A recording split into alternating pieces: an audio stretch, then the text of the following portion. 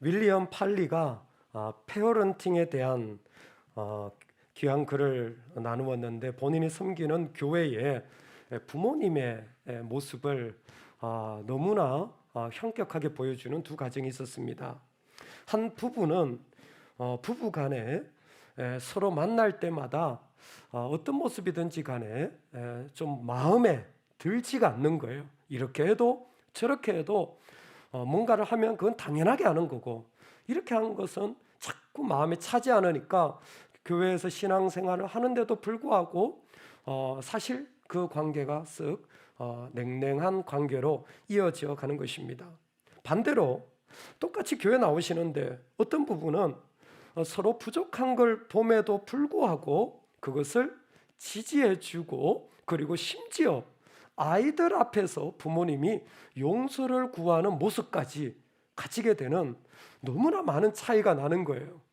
거기에서 페어런팅의 중요한 도전을 하죠. 아이들은 귀로 배우지 않고 눈으로 배운다.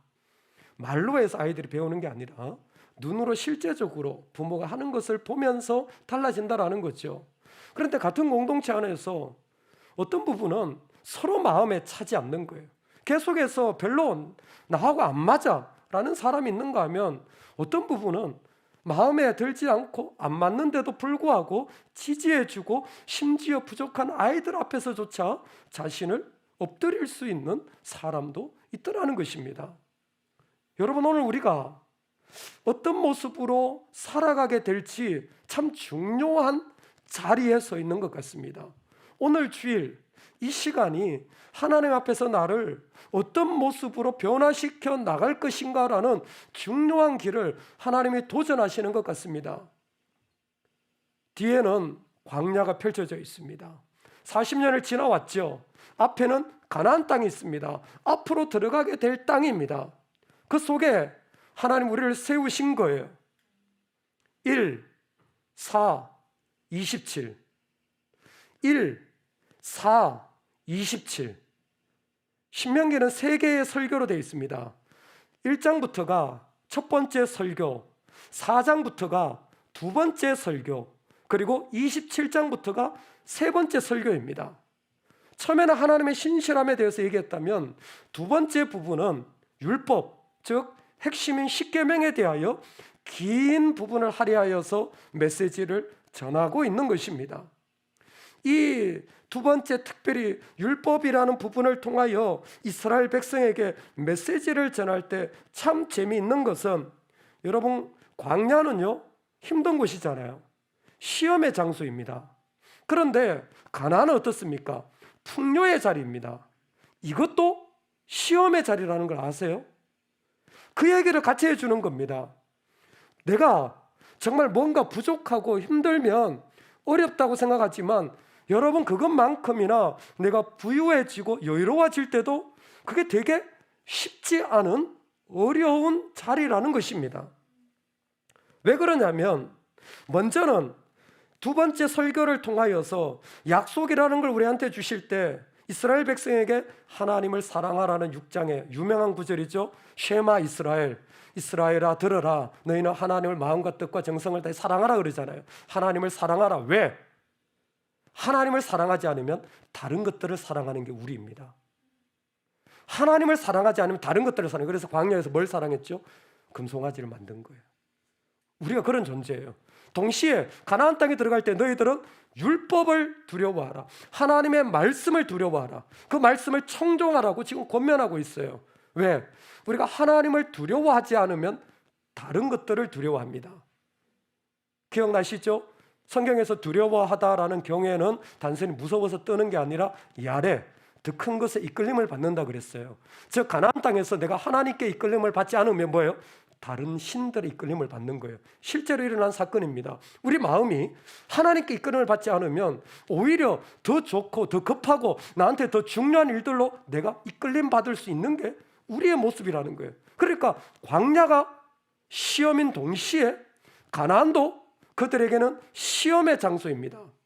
광야도 그들을 훈련했던 한 가지가 있다면 하나님을 신뢰하며 만나를 먹으면서, 그렇죠? 만나를 먹으면서 날마다 주실 하나님을 신뢰함으로 순종하는 것이었고, 가나안도 율법을 순종하면서 그들이 하나님을 신뢰하는 법을 세워가는 것이었습니다.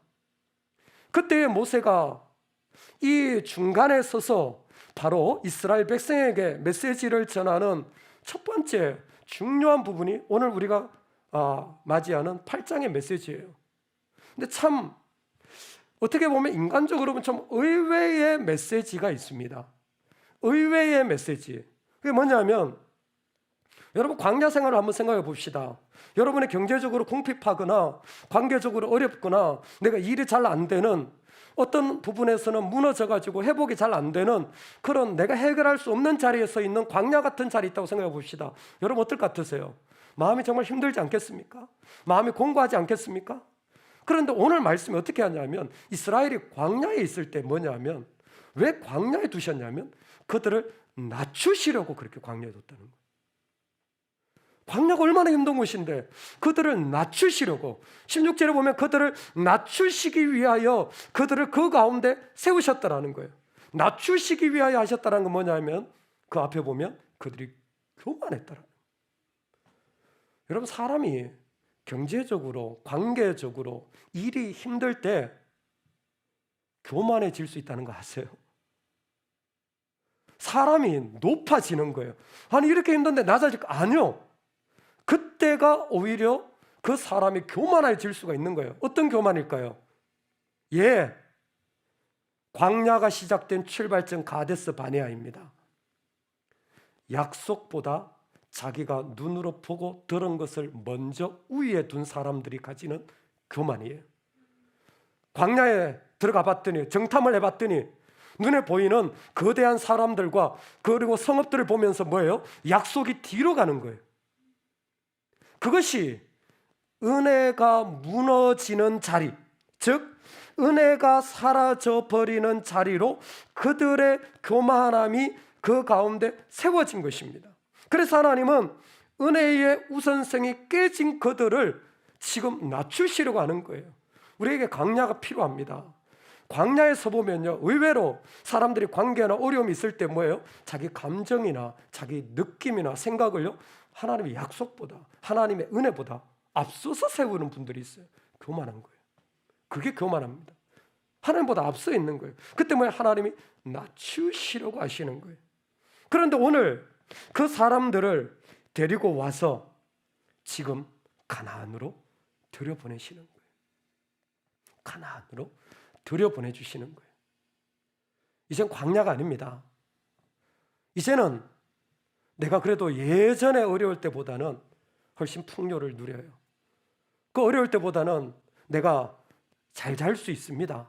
그리고 사실 생각만 바꾸면 주변에 사람들도 꽤 있는 그러한 가나안 땅을 가지게 됩니다. 인생에 어려움을 겪었을 때 어떤 분이 그러시더라고요. 목사님, 제 통장에서 매달 40몇만 원이 정부에서 말도 안 하고 무조건 빼가는데 경제적으로 어려운 상황 가운데 회복하고 있는데 그 돈만 안 가져가도 제가 하나님 위해서 정말 너무너무 잘 섬기고 있을 것 같습니다. 통장에서 한 4, 50만 원 그냥 매번 지출되어지는 그 어려운 그것만 없더라도 내가 주님에 너무 잘 살 것 같은데, 어느 날 더 이상 그런 어떤 위기 속에서 하나님 우리를 건져가지고 옮겨가실 때가 있는, 그 질긴 어려운 시험의 자리, 버려진 것 같은 자리에서 섬김을 받고 사랑하여 주고 세워주는 자리에 내가 설 때가 있는 거예요. 예전과 비교할 수 없는 풍성함을 누리는 가나안 땅에 들어갈 때가 있는 것입니다. 여러분, 그런데 풍요의 자리가 광야만큼 시험의 자리라는 것을 이해하실 수 있으시겠습니까? 가나안 땅에 들어가는 세 단계가 있습니다. 그 8장 전체가 흐르는 3단계예요. 저는 우리가 이 땅에서 뭔가를 얻을 때마다 이 세 단계가 늘 이루어진다고 생각합니다. 광야든 가나안이든 목적은 한 가지예요. 복을 주시려고 합니다. 복을 주시려고. 광야도 그들을 왜 그러냐면 17절에 내게 복을 주시려고. 가나안도 뭐예요? 복을 주시려고. 그래서 앞에 보면 가나안에 들어갈 때 그들은 뭐 유익을 더 얻게 됩니다. 이전보다 배불리 먹어요. 광야에서는 배불리 먹지 못해도 가나안에는 먹을 게 그냥 온 사방에 있습니다. 배불리 먹어요. 그러니까 뭐예요? 더 많아지는 겁니다. 시간이 갈수록 내 삶의 자리가 내가 이제 옛날만큼 그렇게 애쓰지 않아도 돼요. 여러분 아시죠? 2022년 대한민국에 사는 여러분들은 조선시대 왕들보다 더 잘 드신다는 사실. 조선 왕조 500년 어떤 왕들보다 여러분 식탁이 훨씬 풍성하다는 사실 아시죠? 우리는 언제든지 산의 진미를 먹을 수 있는 너무너무 좋은 시대를 살고 있습니다. 유익이 늘어났어요. 첫 번째. 두 번째는 8장 10절쯤 가면 찬양하고 예배할 수 있어요. 애굽에는 하기 어려웠던 이야기입니다. 예배하기도 어려웠는데 이제는 뭐예요? 내가 가나안에 들어갈 목적인 예배하기 위한 이 일들이 내가 얼마든지 예배할 수 있어요. 그리고 세 번째는 풍성해지고 예배하는 자가 세 번째 단계로 갑니다. 하나님의 인자하심을 인정하는 거예요. 하나님이 너에게 주셨다라는 것이 이 말씀 전까지 나온 메시지예요. 하나님이 너에게 주셨다. 이게 가나안 땅에 들어가는 가나안의 기본적인 패러다임이에요. 훨씬 유익이 많아졌어요. 이제는 내가 원하면 얼마든지 예배할 수 있어요. 동시에 하나님이 주신 것들이 많아서 하나님이 주셨다라는 하나님의 인자하심이 내 삶 가운데 고백되어질 수 있는 겁니다. 문제는 뭐냐면 많아졌어요. 어렵지 않습니다. 두 번째, 예배할 수도 있습니다. 세 번째가 자꾸 부서지는 거예요. 하나님이 주셨다라고 인정하는 것이 의외로 가나안 땅에서는 쉽지 않아요. 너희가 여호와의 율법과 규례를 지키지 아니하면이가 첫 번째 도전이에요. 그래서 즉 하나님께 순종이 안 되는 거예요. 훨씬 많아졌는데 내가 얼마든지 예배할 수 있는데 그런데 하나님 앞에 순종하려고 하니까 복잡하고 더 어려워졌어요. 훨씬 더 까다로워졌습니다. 하나님을 고백하는 자리가 그 가운데 세워지지를 않아요. 순종이 사라질 뿐만 아니라 타협되고 조건들이 많아져서 불순종의 일들까지 일어나게 됩니다. 왜 그런지를 17절에서 구체적으로 설명하는데 그러나 네가 마음에 이르기를 내 능력과 내 손의 힘으로 내가 이 재물을 얻었다 말할 것이라. 가나안의 제일 큰 위험성이 뭐냐면 이거 내 거라는 거예요. 내가 이렇게 노력하고 이렇게 수고했기 때문에 이거 내 것이라는 것입니다. 주신 것이라는 은혜가 앞서지 못하는 것은 가데스 바네아 정탐꾼이나 훨씬 많은 것을 가지고 지금 누리고 있는 가나안이나 똑같이 우리가 구별해야 될 자리예요. 무엇을? 이거 내 것이라는 마음이 조금이라도 그 가운데 내 배우자가 내 것이라는, 가정이 내 것이라는, 자식이 내 것이라는 마음이 조금이라도 있다면 뭐예요? 마음에 들지 않아요. 마음에 안 차요. 만족이 되어질 수가 없습니다. 은혜가 아니면 사람의 마음은 절대 변화되거나 채워지지가 않아요. 그런데 그 자리에 지금 어떤 일이 있냐면 이건 내 손의 힘으로, 내 능력으로, 레이먼드 브라운은 자신에게 영광을 돌리는 사악한 범죄가 일어나고 있다. 자기 안에 갇혀져 있더라. 내 능력과 내 힘으로라는 것은 하나님이 받으셔야, 그는 하나님이 주셨는데 하나님의 영광을 도둑질할 뿐만이 아니라 하나님이 받으셔야 할 예배와 권리까지도 도둑질하는 사악한 범죄 행위라는 것입니다. 딱딱우리가 나무에 앉아가지고 딱딱딱딱딱딱딱딱딱딱딱딱딱딱 몇 번 하니까 나무가 쿵 넘어졌어요. 이야, 내가 나무도 넘어뜨리네. 사실은 번개가 쳐가지고 나무가 부서진 건데 자기가 몇 번 쪼았다고 주신 분을 잊어버리는 게 인간이에요. 그러니까 뭐예요? 배우자한테 높아지는 거예요. 자녀한테 높아지는 거예요. 사람들한테 높아지는 거예요. 여러분 느껴지지 않습니까? 시간이 지날수록 우리가 주님의 마음으로 나가는 것 같지만요, 아니에요. 내 나이의 힘이 같이 나가요. 내가 주의 마음으로 전한 것 같지만 나도 모르는 사이에 내 지식과 경험의 힘이 같이 나가버려요. 내 돈의 힘이 같이 나가버린다니까요.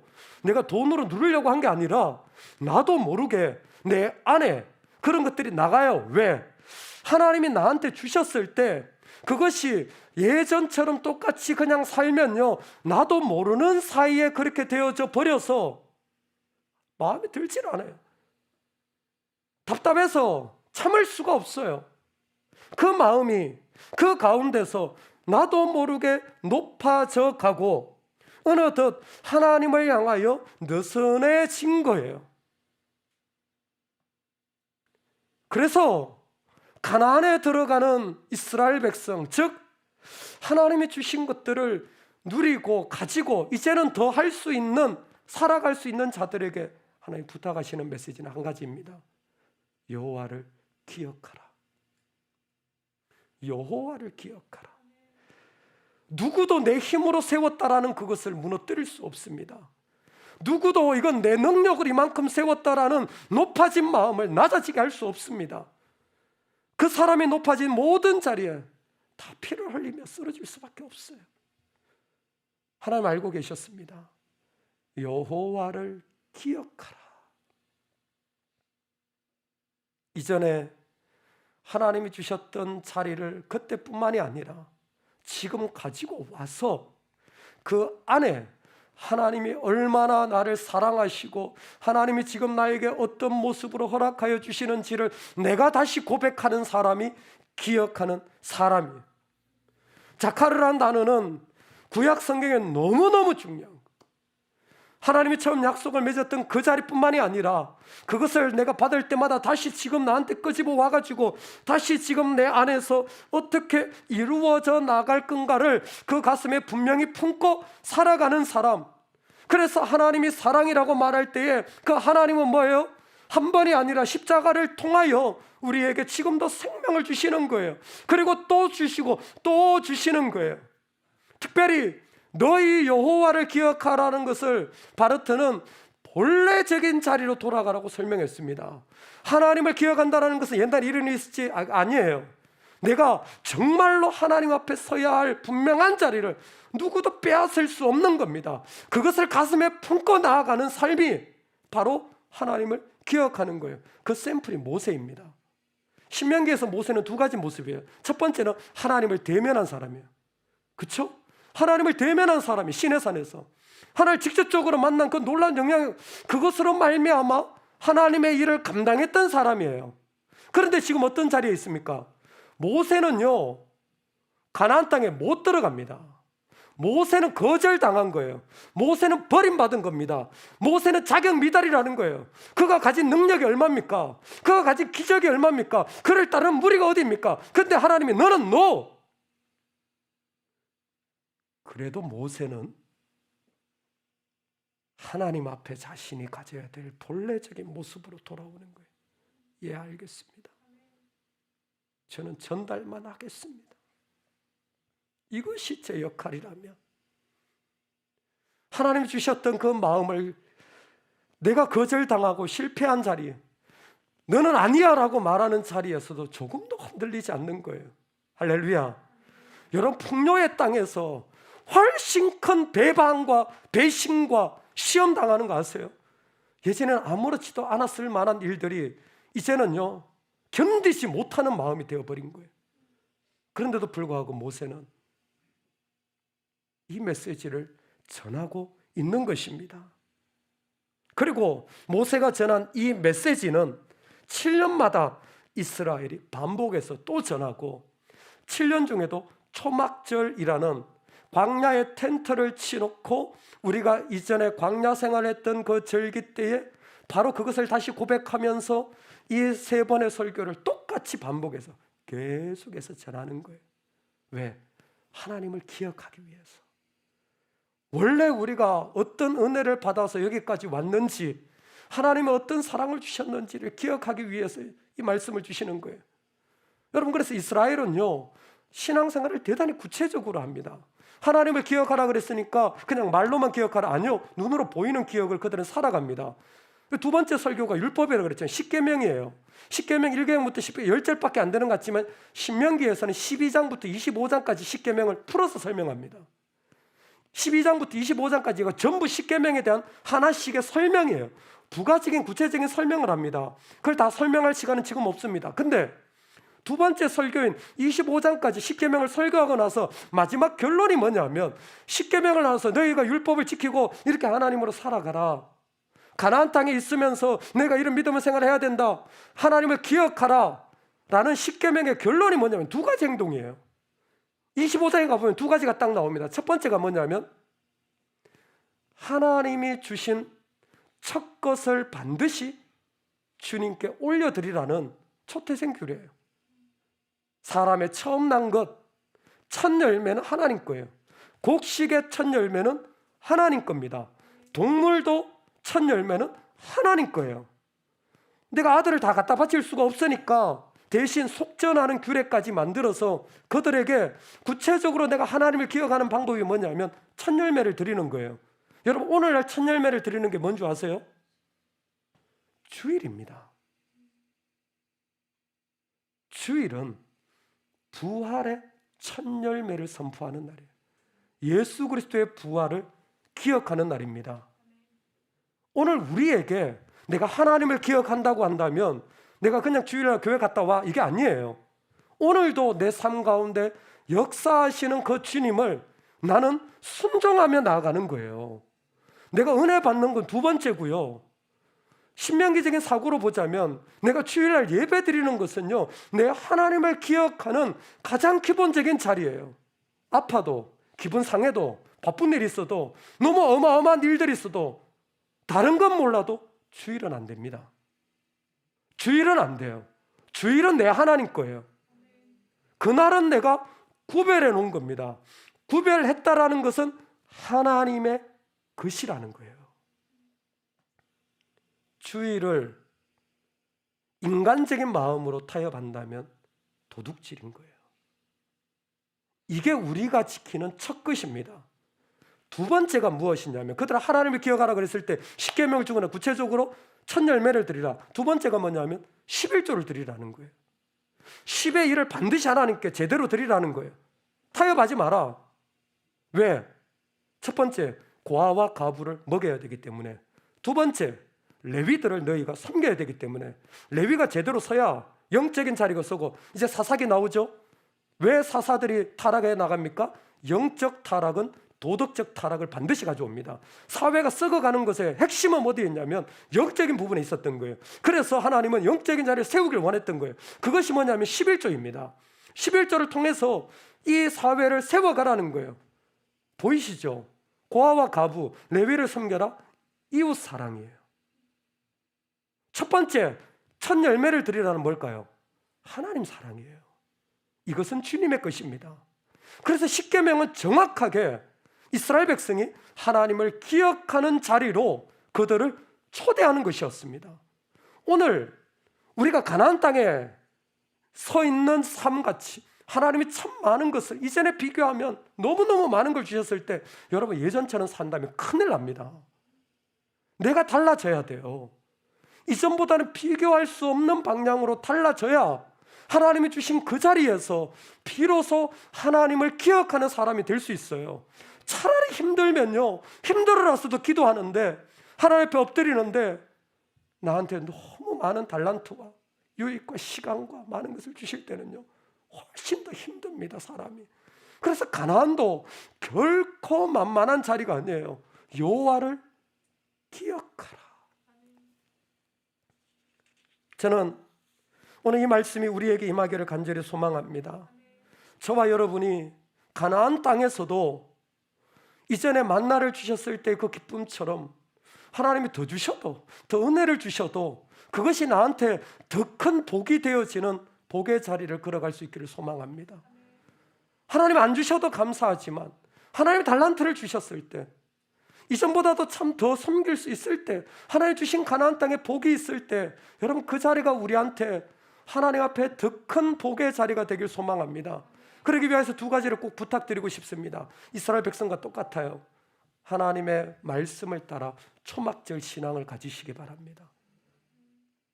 여러분 부요의 땅에 있으면요, 반드시 광야로 나가 텐트를 쳐야 됩니다. 이건 우리를 향한 직접적인 도전이에요. 하나님이 나한테 뭔가를 주셨잖아요. 그러면요, 그 자리에 그냥 있으면 안 돼요. 그거 전부 다 내 것이라고 생각하는 게 우리라니까요.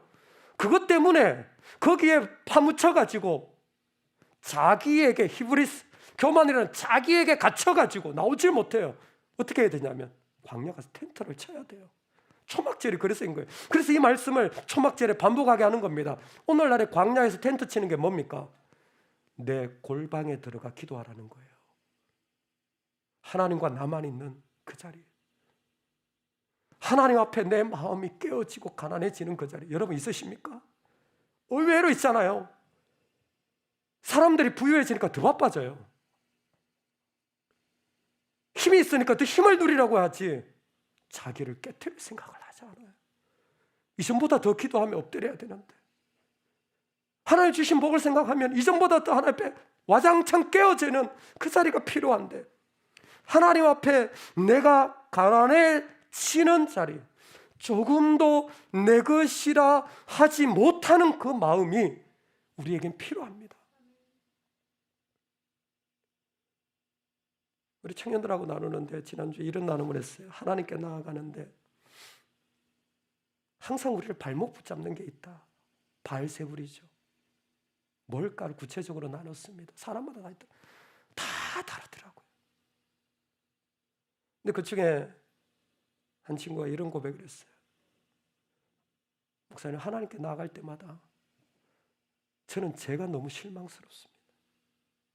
제가 너무 실망스러워서 하나님께 나아가는 게 너무 힘들어요. 소위 말해서 제가 뭘 하른다 그래도 제대로 하지 못하고, 아마 가정에서도 그런 말을 많이 들었을지 몰라요. 제가 너무 실망스러운 거예요. 뭘 하나 제대로 하는 게 없고 뭐 하면 다 실패하고 내가 너무 실망스러운 거예요. 제가 그 얘기를 듣는데 번쩍하는 생각이 들더라고요. 그래서 얘기해 줬어요. 야, 그 마음이 얼마나 귀한 줄 아니? 여러분, 루터 디알리지가 있습니다. 루터가 종교개혁하고 자기의 신학체계를 세웠죠. 그리고 나와서 이제 루터란 처치까지 나오잖아요. 루터교가 있잖아요. 루터 디알리지의 핵심이 뭐냐면, 뭐 많은 게 있지만 그 중에 하나가 뭐냐면, 당신 자신에게 실망하지 않으면 하나님 앞에 나올 수 없다라는 거예요. 당신 자신에게 실망하지 않으면 하나님 앞에 나오지 못한다라는 거예요. 제가 본 목회 현장은요, 이 청년하고 정반대예요. 하나님 앞에 깨어지질 않는 거예요. 하나님 앞에 자신을 부서뜨리질 않는 거예요. 너무 많아. 목소리가 너무 크고 가진 게 너무 세고 자기가 할 수 있는 게 너무 많아요. 얼마나 똑똑하고 지식과 경험이 많은지 내 골방이 사라졌어요. 하나님 생각하면 그저 엎드리고, 마치 우리 어머니들이 글자 하나 몰라도 하나님 앞에 나오면 그저 눈물로 기도했는데, 우리 이 많은 걸 가지고도 눈물의 기도가 안 나오는 거예요. 그게 제가 보는 목회 현장인 거예요. 야, 네 마음이 너무 귀하다. 차라리 네가 부럽다. 괴로운 마음은 이해하지만 우린 지금 골방을 잃어버린 세대 아닙니까? 하나님 나한테 주셨을 때요, 여러분 그냥 있으면 안 돼요. 내가 더 기도의 자리로 나아가야 돼요. 그래야 내 자녀들이 살아요. 여러분, 그때 하나님 나한테 주셨을 때 내가 더 엎드려야 돼요. 아무것도 아니라고 내 가슴을 치며 내가 무언가를 하려고 할 때 왜 내 달란트를 가지고 가십니까? 그러면요, 결국 내 힘으로 했다 하고 그것 때문에 스스로 실족한다니까요. 아니에요. 모세를 보십시오. 너 아니야, 너는 안 돼 라고 해도 기꺼이 자기 안에 있는 본질 뭡니까? 하나님 그분을 붙잡고 그 자리에 서는 거예요. 왜? 그는 자기의 광야의 텐트를 잃어버리지 않은 신앙이 있었기 때문입니다. 오늘 우리에게 필요한 자리가 저는 이 자리라고 생각합니다. 나를 철저히 부서뜨린다면 그 자리에서 우리는 하나님 더 주셔도 그 사람은 괜찮아요. 하나님 더 귀한 거 그 사람에게 주셔도 그 사람은 염려가 없어요. 왜? 더욱 자신을 부여잡고 오직 하나님만 의지할 테니까. 그 기쁨과 즐거움의 자리에 우리가 서 있으면 좋겠습니다. 두 번째로, 여러분 가나안 땅에 서 있을 때는요, 우리가 기도의 골방으로 더 들어가야 됩니다. 반드시 기억하십시오. 하나님 나에게 주신 게 많다면요, 더 엎드려야 돼요. 그것만이 우리를 그 자리에서 주님의 사람 되게 합니다. 두 번째는 뭐냐면 오늘 마지막 말씀이에요. 하나님 앞에 갈 때 여호와의 소리를 청종하는 자가 되시기 바랍니다.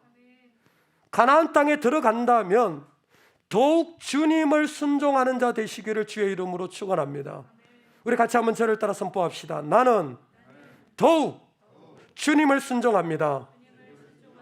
여러분, 하나님 나에게 주신 것이 있을 때요, 이전보다 더 순종하시기 바랍니다. 더 복잡해지지 마시고요, 더 순종하며 나아가시기 바랍니다. 예수님이 하신 말씀이 맞아요. 주님은 우리를 살리십니다. 우리는 살게 될 거예요. 그런데요, 사람이 떡으로 살 것이 아니라 하나님의 입에서 나오는 말씀으로 사는 거예요. 떡이 나한테 많아졌다고 해서 내가 살아나고 있는 게 아니에요. 내가 정말 살아나는 자리는 그것을 가지고 하나님의 말씀 앞에 나를 순종할 때에 비로소 그 심령이 살아나는 것입니다. 오늘 이 땅에 살아가는 사람들이 바로 어디에서 사냐면, 그 많은 것을 주셨을 때, 그 은혜를 주셨을 때 내가 더욱 주님만을 순종하기로 나를 내어드리는 거예요. 그 인생이 하나님은 귀하게 여기시는 거예요. 오늘 우리가 살아가는 자리에 더욱더 풍요케 하시는 하나님이 분명히 계십니다. 예, 광야의 시험도 시험이에요. 그런데 뚜껑을 열어봤더니 힘들고 어렵다고요? 그 사람이 낮아진 게 아니더라고요. 뚜껑 열어봤더니 자기가 억울하고 힘들다고요. 얼마나 교만해져 있는지 은혜보다 더 앞서 있더라고요. 약속보다 더 높여져 있더라고요. 그 훈련 받아야 됩니다. 근데 그만큼이나 우리가 하나님 앞에 또 세워져야 될 자리가 어디냐면 풍요의 시간이에요. 이만큼 주셨을 때, 하나님 이만큼 허락해 주시고 내가 걸어갈 수 있는 옵션들이 많아졌을 때 뭐예요? 광야로 나가는 거예요. 나는 더더욱 그때 엎드리는 겁니다. 사람들은 말할 수 있겠죠. 이렇게 말하고 저렇게 말하고. 그러나 내가 살 수 있는 자리는 하나님 앞에 엎드리는 거예요. 그때에 가난한 자에게 주시는 이 땅에 임하는 하나님의 나라가 저와 여러분들을 통하여 드러나길 소망합니다. 돈이 많아서 드러나는 게 아니라 그 깨어진 심령으로 말미암아 보여지는 그 가난한 나라에, 가난한 심령에게 주시는 하나님의 나라가 이 땅에 임하기를 원합니다. 동시에 다른 건 몰라도 주님을 순종합시다. 여러분, 정말 주님을 순종합시다. 그래서 하나님이 원하신다면, 하나님 기뻐하신다면, 작은 거라도 감동하시고 두드리신다면 그저 나를 내어드리는 거예요. 그 일들이 우리에게 있다면 가나안 땅이 복의 통로되는 복이 있을 줄로 믿습니다. 이 은혜가 우리